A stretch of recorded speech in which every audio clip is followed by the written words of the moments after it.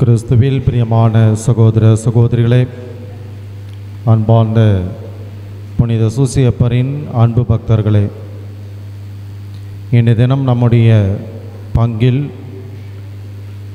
புனித சூசியப்பருடைய விழாவை, நமது பங்கு திருவிழாவை கொண்டாட முதல் நாளாகி இன்று கொடியேற்றத்துடன் இந்த நவநாளை தொடங்குகின்றோம்.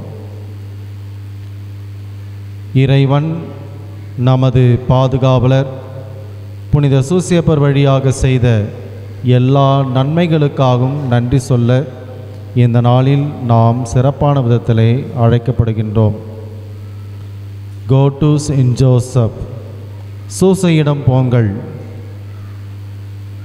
உடல் நோய்வாய்ப்பட்டிருக்கின்றீர்களா? சூசையிடம் போங்கள். நல்ல படிப்பு வேண்டுமா? சூசையிடம் போங்கள். உங்கள் குடும்பத்தில் அமைதி வேண்டுமா? ஒற்றுமை வேண்டுமா?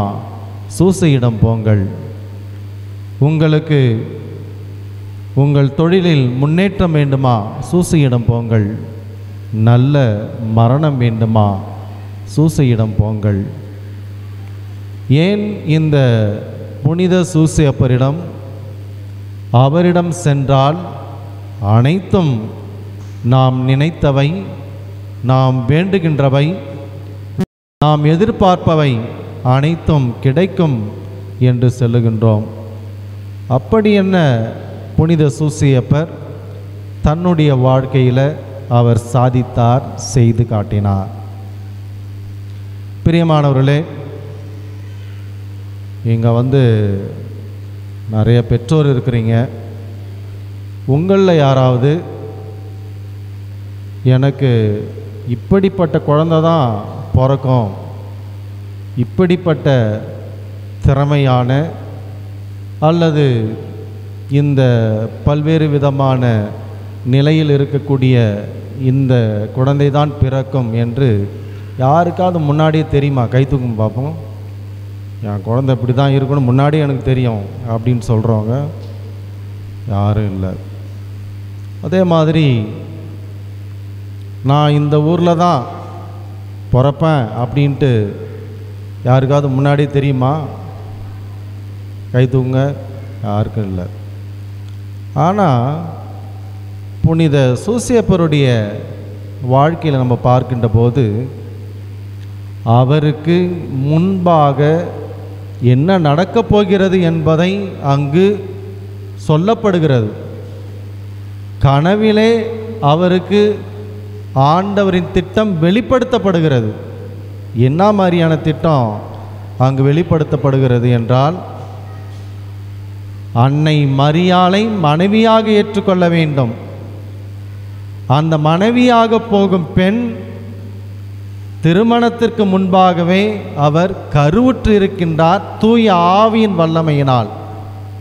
இப்படிப்பட்ட ஒரு சவால் நிறைந்த ஒரு இறை திட்டத்தை புனித சூசியப்பர் ஏற்றுக்கொள்ள வேண்டும் என்று அவருக்கு செய்தி சொல்லப்படுகிறது. ஆனால் சூசியப்பர் என்ன பண்ணுறாரு? எதையும் அவர் பேசவில்லை. எந்த விதத்திலும் அவர் தன்னுடைய கருத்தை அவர் வெளிப்படுத்தவில்லை. மறைவாக விலக்கிவிட திட்டம் தீட்டுகின்றார். இதுவே நம்ம சக்கரையா வாழ்க்கையில் பார்க்குறோம். எலிசபெத், சக்கரையா இவங்களுக்கு குழந்தையே இல்லை.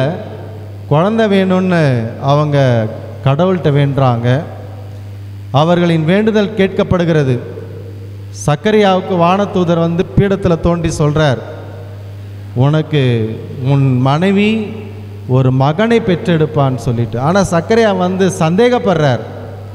சந்தேகப்பட்ட உடனே வானதூதர் என்ன சொல்கிறாங்க? உன்னை நீ பேச்சற்றவனாய் இருப்பாய்.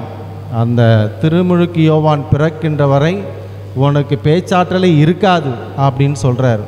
ஏன்னா சந்தேகப்படுறார் ஆண்டவருடைய திட்டம் வெளிப்படுத்தப்பட்ட போது. இங்கே சூசியப்பரை பார்க்குறோம். கடவுளின் திட்டத்தை அவர் ஏற்றுக்கொள்ளுகின்றார். அன்னை மரியாவை மறைவாக விலக்கிவிட நினைத்தாலும் ஆண்டவருடைய திட்டத்திற்கு முழுமையாக அவர் தன்னை ஆட்கொள்கின்றார், ஒத்துழைப்பு கொடுத்து ஏற்றுக்கொள்கின்றார். பிரியமானவர்களே, நம்முடைய வாழ்க்கையிலும் புனித சூசையப்பரை போன்று ஆண்டவரின் விருப்பத்தை நிறைவேற்ற, ஆண்டவருடைய விருப்பத்தை நம்முடைய வாழ்க்கையிலே செயல்படுத்த, அனைத்தையும் ஏற்றுக்கொண்டு ஆண்டவரின் பாதையில் செயல்பட நமக்கு அழைப்பு கொடுக்கப்படுகிறது. புனித சூசையப்பருடைய வாழ்க்கையில் நம்ம பார்க்குறோம், அவர் பல சூழ்நிலைகளில் குழந்தை இயேசுவை பாதுகாக்கின்றார். இன்றைக்கி நம்ம பார்க்குறோம், Saint Joseph higher secondary school, Saint Joseph college, Saint Joseph hospital, அப்புறம் என்னென்னலாம் சென்ட் ஜோசப் பேரில் இருக்குது, Saint Joseph convent, very good, அப்புறம் சென்ட் ஜோசப் புரியல, சர்ச், ஓகே. அப்போ இப்படி புனித சூசையப்பருடைய பெயரில் கல்வி நிறுவனம் இருக்கிறது, மருத்துவமனை இருக்கிறது, மற்றும் பல கன்னியர் மடங்கள் இருக்கிறது. ஏன் நமது திருச்சபையே புனித சூசையப்பரின் பாதுகாவலில் தான் ஒப்படைக்கப்பட்டிருக்கிறது.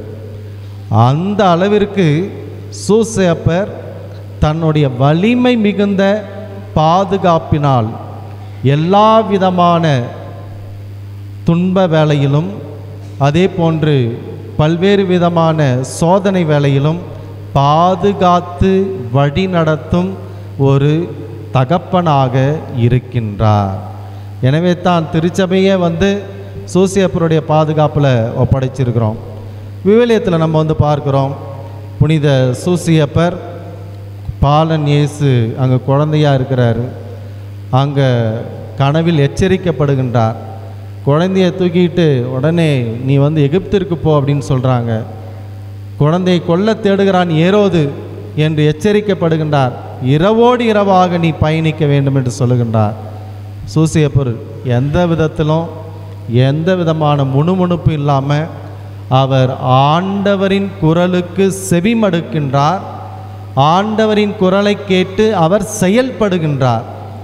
எனவே அந்த அன்னை மரியாளையும் குழந்தையையும் பாதுகாத்து வழிநடத்தக்கூடிய அந்த பொறுப்பிலே சிறிதும் அவர் பிழங்காமல் அவர் அமைதியோடு பாதுகாப்போடு வழி நடத்தி செல்லுகின்றார்.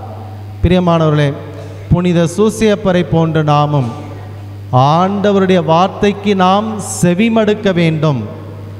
ஆண்டவருடைய குரலுக்கு நாம் எப்பொழுதும் கட்டுப்பட்டு அவரின் விருப்பப்படி நாம் செவிமடுத்து வாழ நாம் அழைக்கப்படுகின்றோம். அடுத்தது நம்ம பார்க்குறோம், சூசையப்பர் மிகப்பெரிய ஒரு புனிதராக இருக்கின்றார். பெண் புனிதர்களில் நம்ம பார்க்கின்ற போது அன்னை மரியாள் எல்லா பெண் புனிதைகளை விட மிகவும் முதன்மை இடம் பெற்ற ஒரு புனிதையாக இருக்கின்றார். அதே ஆண் புனிதர்களில் யார் யாரெல்லாம் ரொம்ப ஃபேமஸான புனிதர்கள்? அந்தோனியார், அப்புறம் யார்? புரியல. Saveriyar, very good. சூசையப்பர், அப்புறம் அவ்வளோதான் தெரியுதுன்றீங்களா? பவுல், பேதுரு, ஓகே. இப்போ நீங்கள் சொன்னீங்க இல்லையா, இதிலெல்லாம் உங்களுக்கு யார் இந்த புனிதரில் மிகப்பெரிய வல்லமையுள்ள புனிதராக நீங்கள் பார்க்குறீங்க? சூசையப்பர் தான். சூசையப்பர் வல்லமையுள்ள சக்தி வாய்ந்த மிகப்பெரிய ஒரு புனிதராக இருக்கார். ஆனால் அவர் பேசுனத மற்ற புனிதர்லாம் நீங்கள் சொன்னீங்க இல்லையா, அவங்க நிறையா பேசியிருக்கிறாங்க, ஆண்டவரை பற்றி போதிச்சிருக்கிறாங்க. அவங்க தங்களுடைய வாழ்க்கையில் பல நல்ல செயல்களையெல்லாம் செய்திருக்கின்றாங்க அப்படின்னு நம்ம பார்க்குறோம். ஆனால் சூசையப்பர் எங்கேயும் பேசந்தா இல்லை, ஆனால் பெரிய புனிதர் அப்படின்ட்டு சொல்கிறோம். காரணம், சூசையப்பர் செயல்படும் ஒரு புனிதராக இருந்தார். பேசும் ஒரு புனிதர் அல்ல, பேச்சாற்றல் கொண்டவராக அல்ல. எதற்கெடுத்தாலும் தன்னுடைய இந்த நாவினாலும் பல்வேறு விதமான ஆண்டவருடைய செயல் திட்டத்தை விளக்கி சொல்பவராக இல்லை, மாறாக தனது செயலினால் ஆண்டவருடைய திட்டம் என்ன என்பதை செய்து காட்டினார். தன்னுடைய செயலினால் நாம் எப்படியெல்லாம் ஆண்டவருக்கு உகந்த வாழ்க்கை வாழ வேண்டும் என்பதை அவர் வெளிப்படுத்தினார். எனவே நாம் சூசையப்பரை பாதுகாவலராக கொண்டு இருக்கக்கூடிய நம்ம அனைவரும் நம்ம அதிகமாக பேசுகிறத விட அதிகமாக செயல்படும் கிறிஸ்தவர்களாக இருக்க நாம் அழைக்கப்படுகின்றோம். நமது வாழ்க்கையை நாம் பிறரோடு கொண்டிருக்கின்ற இந்த அன்பு உறவில் நமது செயலின் மூலம் இவர் கிறிஸ்தவர், அன்பான தன்னுடைய வாழ்வின் மூலம் நற்செய்தி அறிவிக்கும் ஒரு வாழ்க்கையை வாழ்கின்றார் என்பதை நாம் நமது செயலின் மூலம் பிறருக்கு அறிவிக்க நாம் கடமைப்பட்டவர்களாக இருக்கின்றோம். சூசையப்பட்டு நம்ம அடுத்தது கற்றுக்க வேண்டிய பாடம், சூசையப்பர் தாழ்ச்சி நிறைந்த மனிதராக ஆண்டவருடைய விருப்பத்தை முழுமையாக அவர் நிறைவேற்றுகின்றார். குழந்தை இயேசு இருக்கிறாரு, மாதா இருக்கிறாங்க, அன்னை மரியாள் இருக்காங்க, சூசையப்பர் இருக்காங்க. சூசையப்பரை இயேசு குழந்தையில என்னன்னு கூப்பிட்டுருப்பார்? சூசையப்பரை குழந்தை இயேசு என்னன்னு கூப்பிட்டுருப்பார்? அப்பான்னு கூப்பிட்டுருப்பார். ஆனால் உண்மையான அப்பா யார்? தூய ஆவியார், தந்தை கடவுள், விண்ணக தந்தை ஆண்டவர் இயேசுவின் அவர்தான் உண்மையான தந்தை. ஆனால் சூசையப்பர் வளர்ப்பு தந்தை. ஆனால் இயேசு அந்த வளர்ப்பு தந்தையை தன்னுடைய அப்பா என்று அழைத்தார். இந்த அப்பா என்று சூசையப்பரை அவர் அழைக்கக்கூடிய அந்த மிகப்பெரிய ஒரு பாக்கியத்தை ஆண்டவர் புனித சூசையப்பருக்கு கொடுத்திருந்தார். கடவுள் எல்லா இடங்களிலும் இருக்கின்றார், விண்ணக தந்தை எல்லா மனிதர்களிலும் இருக்கின்றார், இறைவனின் சாயலை தாங்கக்கூடிய எல்லா மனிதர்களும் இருக்கின்றார். அங்கே ஆண்டவர் இயேசு சூசையப்பரை அப்பா என்று அழைக்கின்ற அளவிற்கு அவர் மிகப்பெரிய ஒரு பேற்றினையும் ஆசீர்வாதத்தையும் பெற்றிருந்தார். நாம் இந்த சூசையப்பரை நாமோ எங்கள் தகப்பனை என்று அழைக்கின்றோம், எங்கள் அப்பாவை என்று அழைக்கின்றோம், எங்கள் தந்தையை என்று அழைக்கின்றோம்.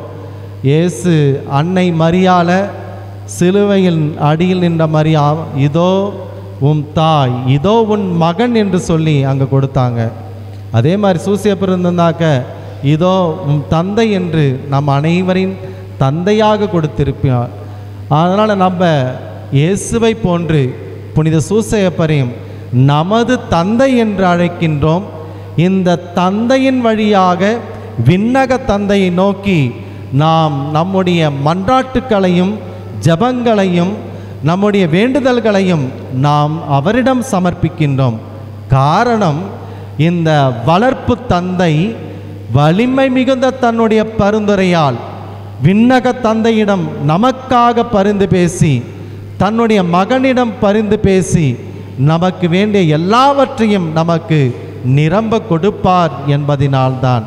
எனவே தான் சூசையிடம் போங்கள், நமது வளர்ப்பு தந்தையான சூசையிடம் போங்கள், அவர் எல்லாவற்றையும் பெற்றுக் கொடுப்பார். சூசையிடம் போங்கள், உங்களுக்கு கவலை இருக்காது, உங்களுடைய வாழ்க்கையில் துன்பம் இருக்காது, உங்களுக்கு என்னென்ன தேவை என்பதை தந்தைக்குரிய அன்போடு அவர் அறிந்து வைத்திருக்கின்றார். தந்தைக்குரிய பராமரிப்போடு அவர் நம்முடைய தேவைகள் அனைத்தையும் அவர் நிறைவேற்றுவார். தந்தைக்குரிய அன்பான செயல்களின் வழியாக அரவணைத்து நம்மை வழிநடத்துவார். எனவே இத்தகைய நல்ல பண்புகளை கொண்ட புனித சூசையப்பரின் இந்த கொடியேற்ற நாளிலே அவரின் மதிப்பீடுகளை நமதாக்கி கொள்ள அழைக்கப்படுகின்றோம். சூசையிடம் போங்கள், அவரை போன்று மௌனமாக ஆண்டவரின் செய்தியினை, இறைவனின் திருவுளத்தை நிறைவேற்றுபவர்களாக நாம் வாழ வேண்டும். சூசையிடம் போங்கள், அவரை போன்று நாம் ஒவ்வொரு காலகட்டத்திலும் இறைவனின் செயல்களை சுறுசுறுப்போடு கடின உழைப்போடு அவரை போன்று செயலாற்ற நாம் கடமைப்பட்டிருக்கின்றோம். சூசையிடம் போங்கள்.